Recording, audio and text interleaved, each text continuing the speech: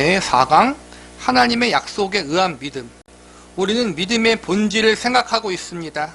기독교 신앙에서 믿음은 사실에 관한 확신이기보다 하나님에 관한 신뢰를 말하고, 곧 이 신뢰라는 것은 하나님이 어떠한 분이신가 하는 것을 인격적 차원에서 이해하는 것입니다. 시간 속에서 성경에 기록된 하나님께서 자신을 설명하시며 나타나신 것을 보며 하나님이 우리에게 말씀하고 계심을 알 수 있습니다. 하나님은 우리에게 말씀하신다는 것은 우리에게 설명하시며 우리에게 자신을 설득하려 하신다는 것입니다. 우리를 조종하거나 조작하지 않으십니다. 하나님이 우리를 인격자로 대접하시는 것을 성경에서 볼 수 있고, 계시의 성격 자체가 그렇습니다. 하나님이 우리의 인격에 발언하시며 우리를 설득하시려는 내용 속에는 하나님이 인격자이시라는 사실이 들어있음을 성경의 계시에서 얼마든지 볼 수 있는 것입니다. 우리는 이미 신명기 4장이나 이사야 1장에서 하나님 그분의 백성에게 감정을 가지고 슬퍼하시고 또는 기뻐하시거나 진노하시며 하나님이 우리에게 설명하시고자 하는 것을 보았습니다. 감정을 동원하는 것은 설명하는 당사자가 인격자이며 또 그것을 받아야 하는 대상도 인격자임을 전제하고 있는 것입니다. 하나님께서 우리의 이성에 발언하시며 감정을 동원하시며 하나님께서 의지를 갖고 계심을 성경 어디서나 볼 수 있고, 본문에서는 8절에 여호와께서 다만 너희를 사랑하심으로 말미암아 또는 너희의 조상들에게 하신 맹세를 지키려고 이렇게 하셨다는 것입니다. 특별히 구약 성서에서는 하나님께서 약속하시는 장면들과 맹세하시는 장면들이 자주 나옵니다.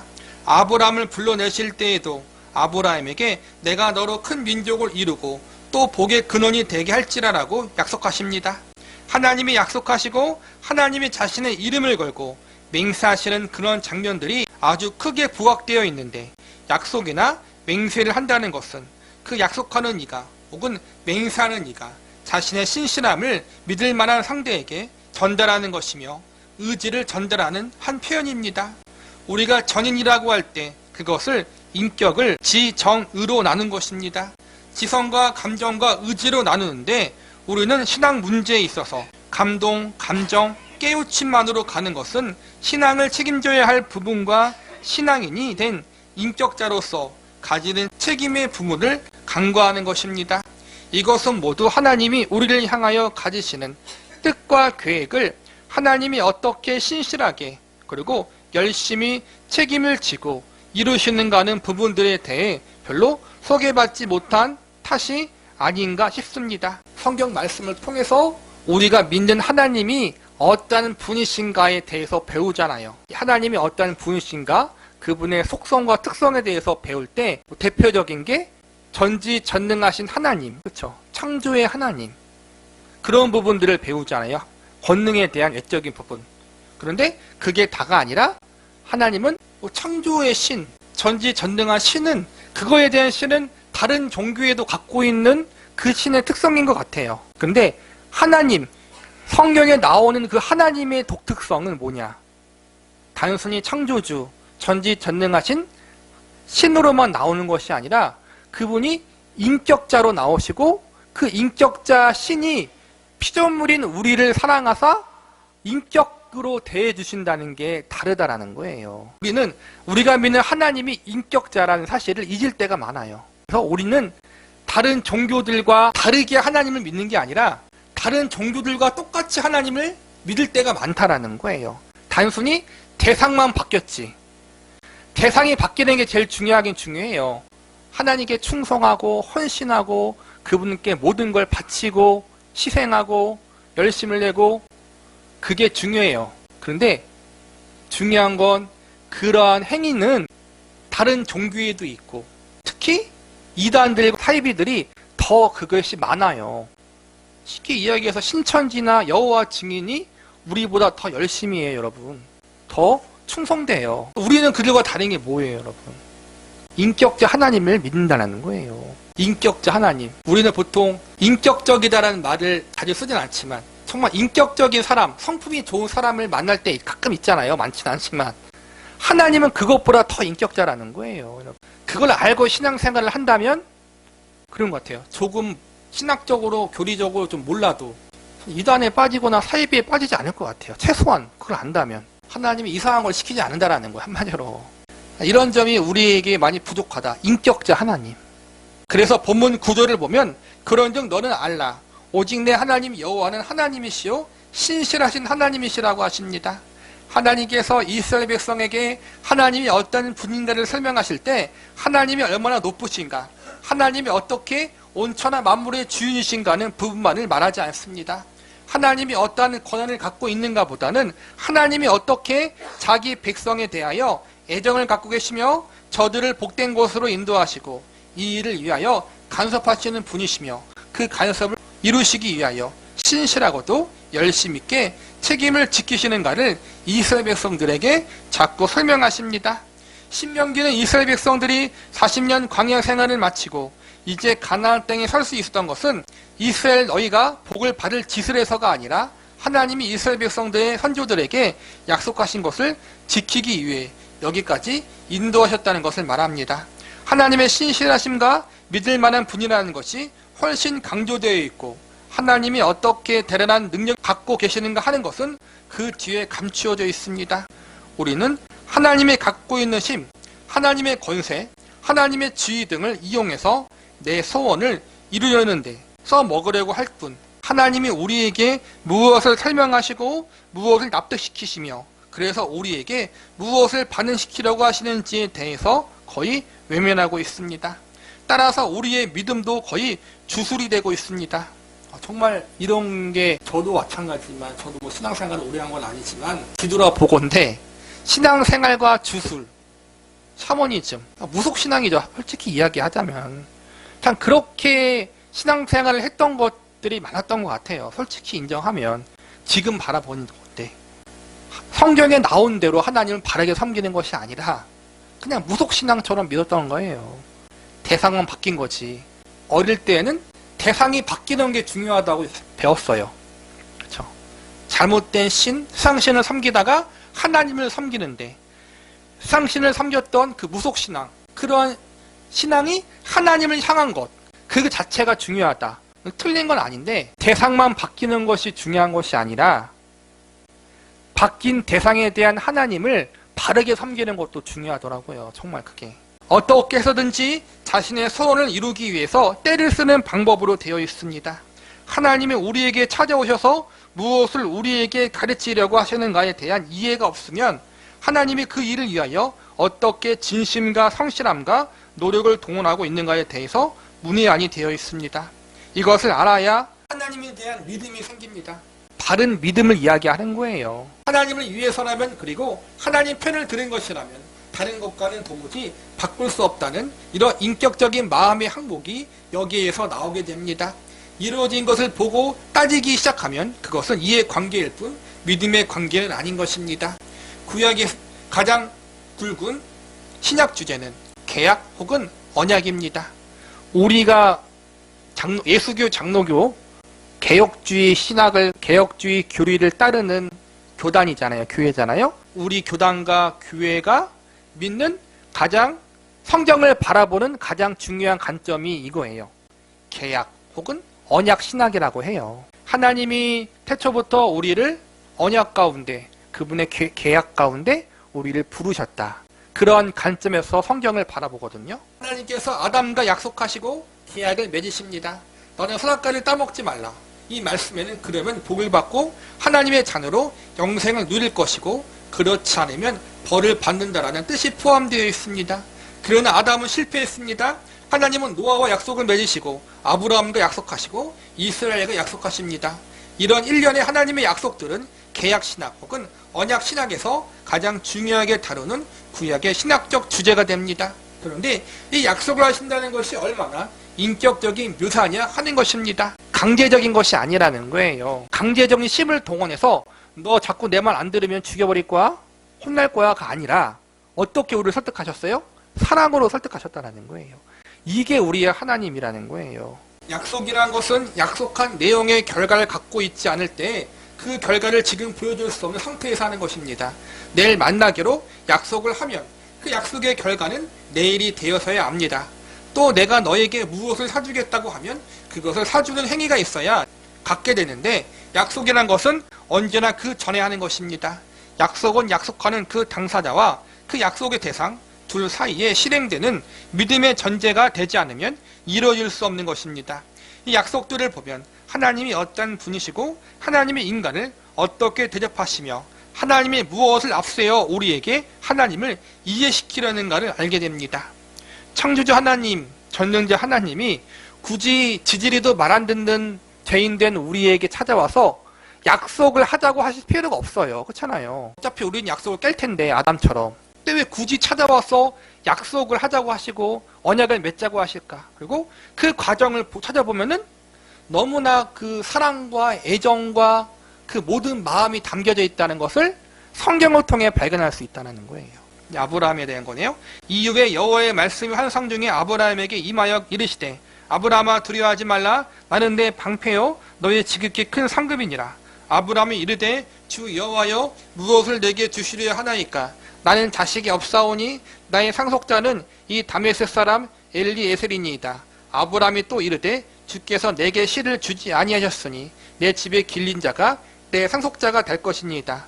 여호와의 말씀이 그에게 임하여 이르시되, 그 사람이 내 상속자가 아니라 내 몸에서 날 자가 내 상속자가 되리라 하시고, 그를 이끌고 밖으로 나가 이르시되, 하늘을 우러러 뭇 별을 셀 수 있나 보라. 또 그에게 이르되, 내 자손이 이와 같으리라.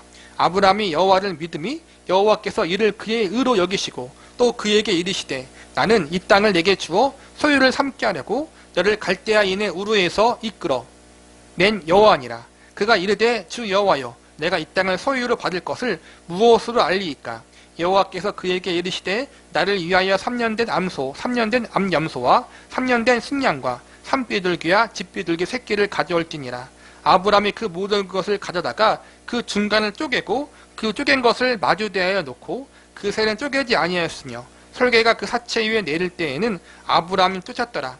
해 질 때 아브라함에게 깊은 잠이 임하고 큰 흑암과 두려움이 그에게 임하였더니, 여호와께서 아브라함에게 이르시되, 너는 반드시 알라. 내 자손이 이방에서 객이 되어 그들을 섬기겠고, 그들은 400년 동안 내 자손을 괴롭히리니 그들이 섬기는 나라를 내가 징벌하며 그 후에 내 자손이 큰 재물을 이끌고 나오리라.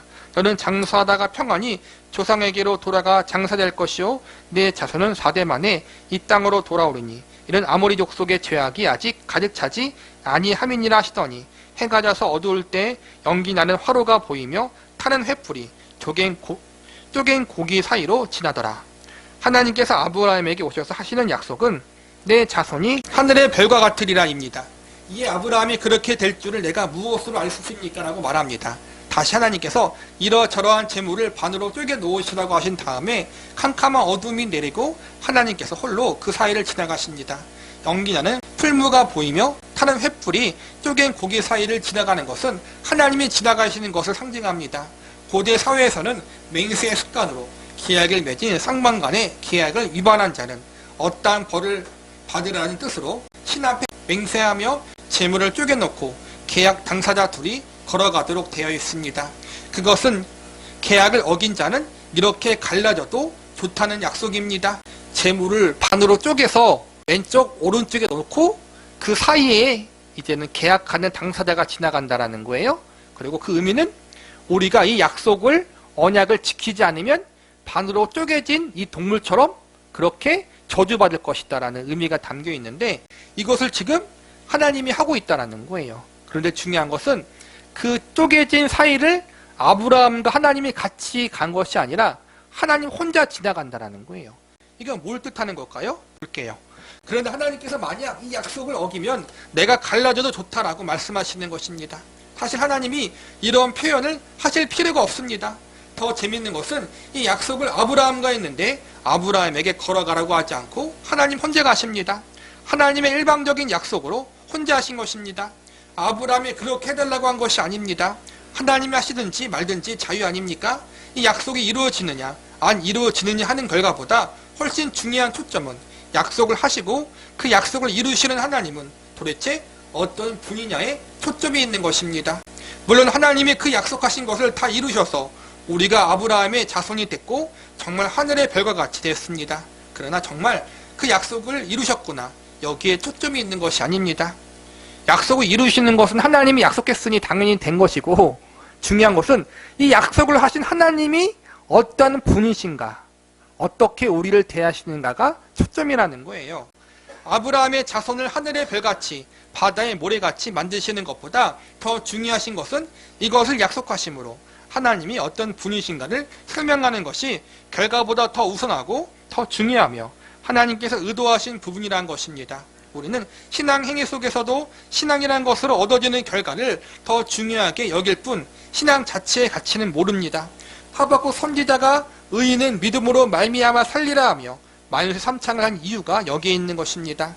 하나님께서 우리를 믿음의 관계로 찾아오시며 믿음의 대상으로 대접하신다는 것이 이미 복이고 거기에 짝할 것이 없다는 사실을 비로소 알게 된 것입니다. 그래서 펄펄 뛰는 것입니다. 난 하나님 한 분만으로 만족하다가 나오는 것입니다. 출애굽기 19장입니다. 모세가 하나님 앞에 올라가니 여호와께서 산에서 그를 불러 말씀하시되 너는 이같이 야곱의 집에 말하고 이스라엘 자손에게 말하라. 내가 애굽 사람에게 어떻게 행하였음과 내가 어떻게 독수리 날개로 너희를 업어 내게로 인도하였음을 너희가 보았느니라. 세계가 다 내게 속하였나니 너희가 내 말을 잘 듣고 내 언약을 지키면 너희는 모든 민족 중에서 내 소유가 되겠고 너희가 내게 대하여 제사장 나라가 되며 거룩한 백성이 되리라.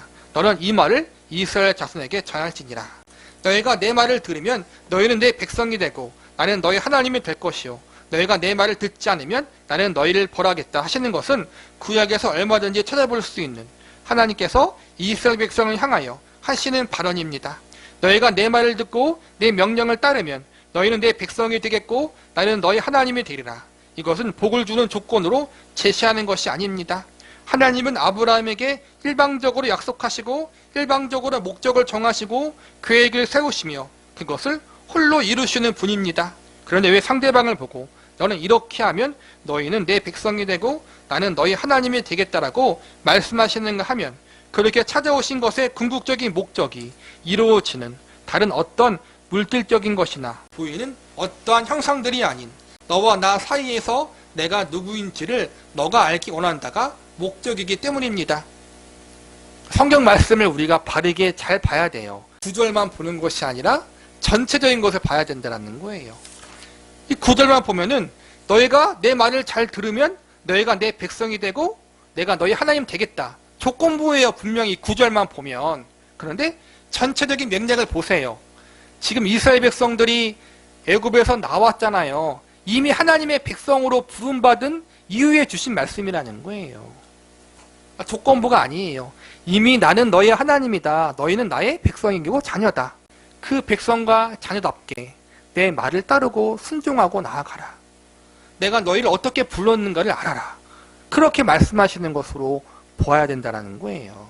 그래서 조건이 아닌 것이 조건인 것 같이 늘 들어오는 것입니다. 신명기 6장입니다. 너는 내 아들의 이르기를 우리가 옛적에 애굽에서 바로의 종이 되었더니 여호와께서 권능의 손으로 우리를 애굽에서 인도하여 내셨나니 곧 여호와께서 우리의 목전에서 크고 두려운 이적과 기사를 애굽과 바로와 그의 온 집에 베푸시고 우리 조상들에게 맹세하신 땅을 우리에게 주어 들어가게 하시려고 우리를 거기서 인도하여 내시고 여호와께서 우리에게 이 모든 규례를 지키라 명령하셨으니 이는 우리가 우리 하나님 여호와를 경외하여 항상 복을 누리게 하기 위함이며 또 여호와께서 우리를 오늘과 같이 살게 하려 하심이라. 사실은 하나님이 이스라엘 백성들에게 가르치는 것은 하나님은 누군가입니다. 하나님께서 예쁘게 보이면 복받고 하나님께 믿게 보이면 벌받는다. 하나님께 순종하면 복받고 하나님을 배신하면 벌받는다. 이것의 뜻이 있는 것이 아니라 이 생사화복을 지고 계신 하나님이 너희를 찾아와 너희를 그분의 백성으로 삼으려고 한다. 믿음의 관계를 맺으려고 한다가 초점인 것입니다. 그러므로 하나님이 너희를 애굽에서 인도하여 여기까지 왔다와 신명기 7장에 하나님이 너희를 택하신 것은 너희가 민족 중에서 우수해서가 아니다. 하나님이 너희를 사랑하셨고 하나님이 너희 열조와 약속하셨기 때문이다라는 너희가 지금 받는 복과 여기까지 온 모든 것은 하나님의 신실하심과 능력에 기인하는 것이다입니다. 이 이야기를 작고하는 것은 하나님이 누구신가를 알라는 것입니다.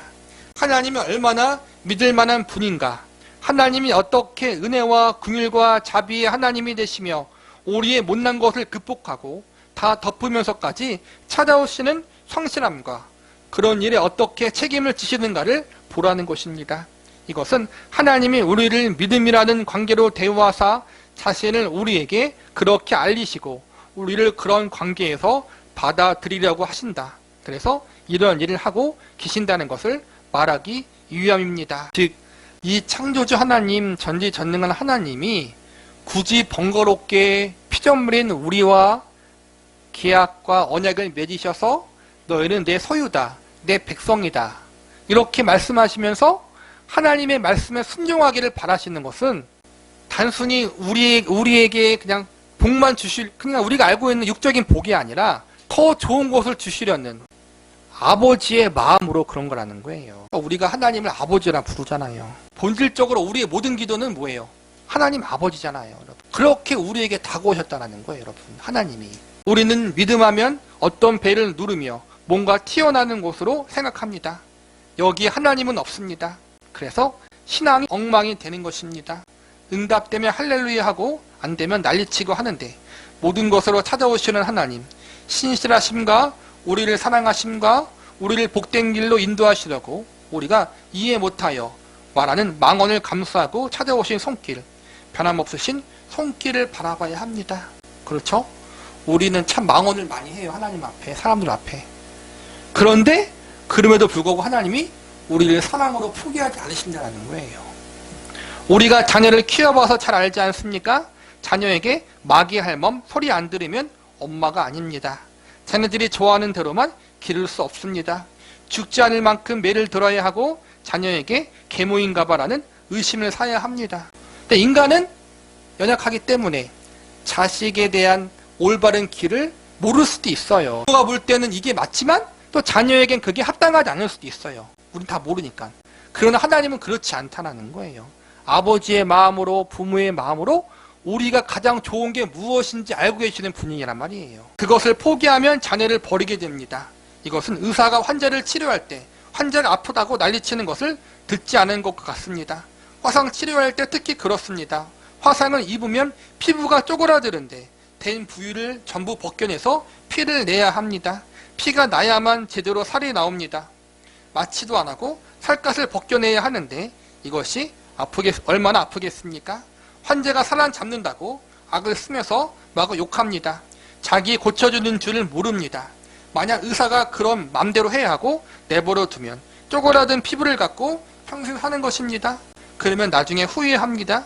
참된 의사라면 아랑곳하지 않고 치료해야 합니다. 하나님께서도 그렇게 오십니다. 그래서 우리가 하나님 앞에 행복하는 것입니다. 하나님은 과연 우리의 찬송과 경배와 감사와 항복을 받으시기 합당하시나이다. 이렇게 되는 것입니다. 이것이 믿음이고 믿음의 내용입니다.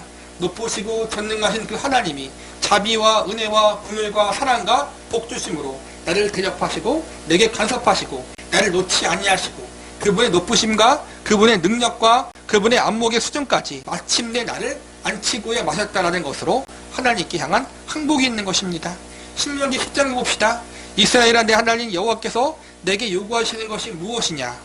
곧 내 하나님 여호와를 경외하여 그 모든 도를 행하고 그를 사랑하며 마음과 뜻을 다하여 내 하나님 여호와를 섬기고 내가 오늘 내 행복을 위하여 내게 명하는 여호와의 명령과 규례를 지킬 것이 아니냐? 하늘과 모든 하늘의 하늘과 땅과 그 위의 만물은 본래 내 하나님 여호와께 속한 것이로되 여호와께서 오직 내 조상들을 기뻐하시고 그들을 사랑하사 그들의 후손인 너희를 만민 중에 택하였음이 오늘과 같으니라. 그러므로 너희는 마음의 할례를 행하고 다시는 목을 곧게 하지 말라. 하나님이 우리에게 요구하시는 것은 사랑입니다. 그렇죠? 이 긴 구절이 하나님이 우리에게 요구하는 게 사랑이다. 이걸로 요약되는 거예요. 성경을 여러분 바르게 봐야 되는 거예요. 일단은 그렇죠? 중요한 게 사랑이에요. 지키고 안 지키고 그 문제는 일단은 뒤르고 사랑하니까 지키는 거고 사랑하니까 순종하는 것이고 죽도록 충성하라. 이거는 이것보다 먼저가 사랑이란 말이에요. 사랑하기 때문에 충성하는 거잖아요. 그렇죠? 마음을 다하고 성품을 다하고 뜻을 다하여 주 너희 하나님을 사랑하라는 것입니다. 하나님은 우리에게 사랑의 대상이 되기를 원하십니다. 하나님은 우리에게 노예가 되거나 군사가 되라고 하지 않으십니다. 이건 그 후라는 거예요, 여러분. 하나님을 위하여 무슨 일을 하라고 하지도 않으십니다. 단지 하나님을 사랑하라고 하십니다. 그 하나님을 사랑하는 데서 전도나 봉사도 나오는 것이지 기능으로 우리를 부르지 않습니다. 인격으로 부르십니다. 우리 행복을 원하십니다. 죽도록 일하다가 내버려지는 게 아니라는 거예요. 오늘날 뿐만 아니죠. 이 교회가 그게 문제가 많아요. 세속적인 것 부분. 마치 회사에서 사람 부리듯 그렇게 성도를 부리고 사역자를 부리다가 나중에 그냥 다 되면 그냥 내쳐버리고, 그게 교회가 아니잖아요. 그렇죠? 우리는 일로 부름받은 게 아니잖아. 아래라는 거예요. 우선은 자녀가 잘못한다고 부모가 자녀를 버리지 않잖아요. 그렇죠? 자녀를 써먹기 위해 난 게 아니잖아요. 사랑하기 위해 난 거잖아요. 이게 어쨌든 우리 모든 신앙의 중심이 되어야 한다는 거예요. 신앙생활도 마찬가지고. 또 우리는 오해하고 있어요. 자꾸만 14절을 다시 보십시오. 하늘과 모든 하늘의 하늘과 땅과 그 위의 만물은 본래 내 하나님 여호와께 속한 것이로되 만물도 하나님이 만드셨지만 우리를 사랑하고 우리에게 사랑으로 보답하라고 요구하십니다. 이것이 믿음입니다. 하늘의 하늘, 땅, 바다 모든 게 하나님이 만드셨어요. 우주도. 그런데 그 대상 보고 나를 사랑하라 요구하지 않으셔요. 오로지 누구에게 요구하는 거예요? 우리에게만 요구하신다는 거예요. 왜 그러겠어요? 우리가 인격적인 존재로서 하나님을 사랑하길 바라시기 때문에. 이게 우리를 하나님이 인격적으로 대접하신다는 뜻이란 말이에요. 이것이 믿음입니다. 믿음은 조건이나 방법이 아닌 내용입니다. 믿음이 없이는 기쁘게 하지 못한다는 이야기는 그렇게 간단한 이야기가 아닙니다. 믿음이 없다는 것은 하나님을 알지 못하는 것이요, 하나님을 사랑하지 않는 것입니다. 믿음이 좋다고 하면 하나님을 아는 것입니다. 하나님이 우리를 어떻게 대접하며 하나님이 우리에게 어떻게 대접받기를 원하시는가를 아는 것입니다. 그래서 구원의 확신도 바로 이 하나님의 하나님 되심에 근거하고 있습니다. 로마서 8장을 봅시다. 그런즉 이 일에 대하여 우리가 무슨 말을 하리요? 만일 하나님이 우리를 위하시면 누가 우리를 대적하리요? 자기 아들을 아끼지 아니하시고 우리 모든 사람을 위하여 내주신 이가 어찌 그 아들과 함께 모든 것을 우리에게 주시지 아니하겠느냐? 누가 능히 하나님께서 택하신 자들을 고발하리요? 의롭다 하신 이는 하나님이시니 누가 정죄하리요? 죽으실 뿐 아니라 다시 살아나신 이는 그리스도 예수니 그는 하나님 우편에 계신 자요 우리를 위하여 간구하시는 자신이라. 먼저 하나님이 우리를 향하여 가지시는 목표를 그분께서 어떻게 신실하게 이루셨는가 하는 것을 신명기에서 보았습니다. 하나님이 너희를 택하시고 너희 열조에게 약속하신 대로 된 것이 오늘날 이 자리에까지 이렇게 결과된 것이요, 하나님이 우리를 향하여 가지신 뜻이었으며 그것을 이루시는 하나님의 신실하심이요 하나님의 의지를 나타내는 증거라는 것입니다. 그리고 로마서 8장에 우리의 구원을 확신하는 문제에 있어서도 이를테면 구원의 확신은 내가 받은 구원이 영원한 것, 그 운명이 바뀌지 않은 것을 확인하는 것인데 무엇으로 확인하는가 하면 이 구원을 주신 하나님이 변덕을 부리지 않은 신실하신 하나님인 것과 그분이 목표하시고 행하신 일을 실패하지 않는 능력의 하나님이라는 것을 기준으로 확인합니다. 그런즉 이 일에 대하여 우리가 무슨 말 하리요? 만일 하나님이 우리를 위하시면 누가 우리를 대적하리요? 하나님이 우리 편이시면 누가 우리를 하나님의 손에서 빼앗을 수 있단 말인가? 이것이 우리가 갖는 구원의 확신입니다.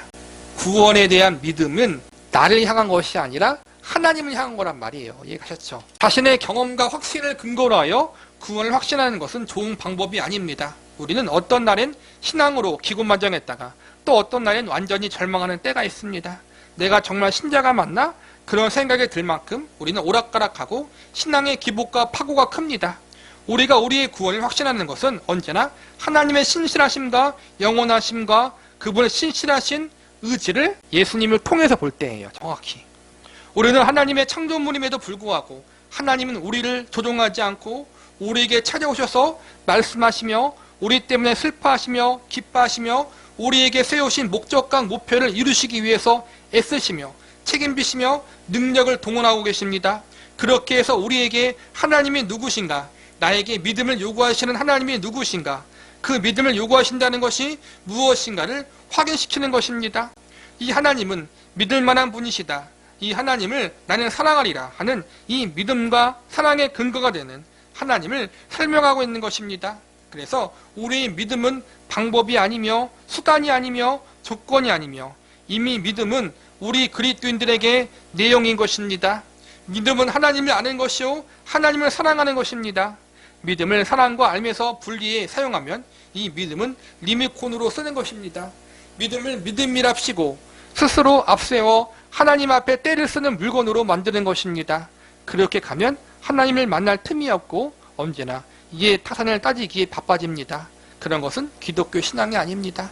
하나님은 그렇게 우리를 목표하거나 요구하지 않습니다. 하나님은 당신을 우리에게 설명하시며 나타내 보이시며 진심과 열심을 가지고 찾아오시며 우리의 마음에 항복을 받기 원하십니다. 우리의 각자의 믿음을 이러한 내용과 이러한 원리하에 정리하시기 바랍니다. 한마디로 하나님이 지극정성으로 우리를 돌보신다라는 거예요. 자식 돌보고 손자 손주 돌봐봤잖아요. 얼마나 번거로워요. 진짜 번거로워요. 근데 하나님이 그렇게 번거로움을 감수하고 우리를 그렇게 애지중지하게 사랑으로 보살핌으로 지금까지 이끌어서 키워왔다라는 거예요. 그렇게 애지중지 얼만큼? 하나님의 독생자 예수님의 생명을 내어주실 만 생명과 맞바꿀 정도로 우리를 그렇게 애지중지하게 키워왔다는 거예요. 그렇게 키워오신 하나님이 앞으로도 그렇게 하실 거라는 거예요. 그러한 하나님에 향한 믿음, 우리에 대한 그 하나님의 그 인격적인 마음, 우리가 그것을 온전히 알아가는 게 바로 여기서 말하는 믿음이라는 거예요. 기도하겠습니다.